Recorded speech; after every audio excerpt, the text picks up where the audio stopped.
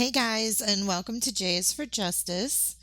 It is Tuesday, and I decided to upload a video because I'm here to bring you an update that I wanted to talk about yesterday but ran out of time. And that is an update on the case of Magen Fieramusca and Heidi Broussard. They were best friends. There was trust. There was a long time friendship since they were kids. But some pretty gruesome details have come out. So if you don't want to hear any of these details that have been released, please be aware. Maybe right now you want to mute.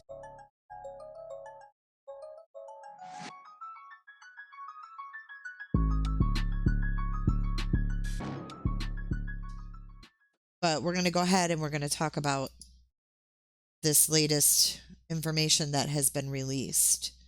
So we have an unsealed 9-page affidavit, and it reveals disturbing details in the death of Texas mom Heidi Broussard and the alleged kidnapping of her newborn baby. According to this affidavit, Fieramusca started acting suspiciously shortly after Margot's birth in November. Fieramusca, who had known Broussard since they were children, was at the hospital when Broussard gave birth. The baby's grandfather told police that Fieramusca interrupted him while he was being introduced to Margot. Fieramusca apparently wanted to be the first to hold the newborn. Shane Carey's father was surprised by the actions of Magen, and that his first introduction and time with his grandchild was interrupted by a friend of Heidi's. That's a quote from the police affidavit. Fieramusca stayed at Broussard's apartment when Margot was born and had a key to Broussard's Austin residence that she shared with Shane Carey. According to Carey, Fieramusca promised to leave the apartment key on a counter, yet she never did.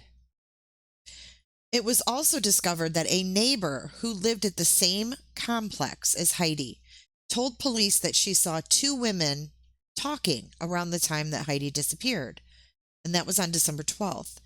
The neighbor said one of the women had a baby in her arms. She witnessed the woman with an infant walking towards a parked car where she greeted another woman. Both women and the infant got into the car, then drove away. On the 19th of December, the police showed this same neighbor a lineup photo with Fieramusca.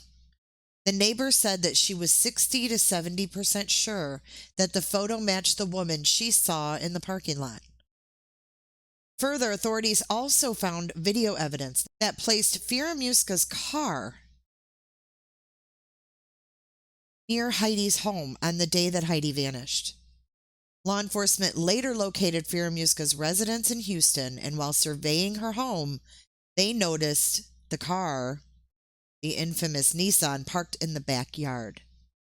It appeared as if Fieramusca was trying to hide her vehicle. She also carried out numerous questionable internet searches on December 12th, including reasons for Amber Alert. Amber Alert issued Austin. From November 11th until December the 18th, someone under Fieramusca's account name used an electronic device to search for Heidi Broussard over 160 times.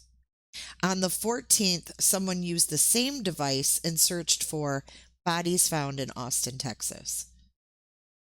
Investigators said they spoke to a man who lived in the Houston residence of Fieramusca, which we now know as Christopher Dwayne Green.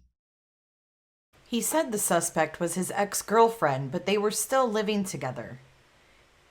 Also, according to the affidavit, he told police that his girlfriend was pregnant, but he admitted he never saw her bare belly. She told Chris Green that she gave birth to a girl while he was out of town working.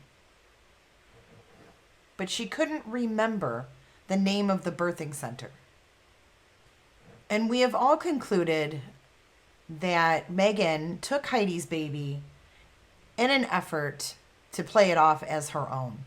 We do know that. A lot of these things might be repetitive for some of you, but I just saw some of these details. Some of this I had already heard.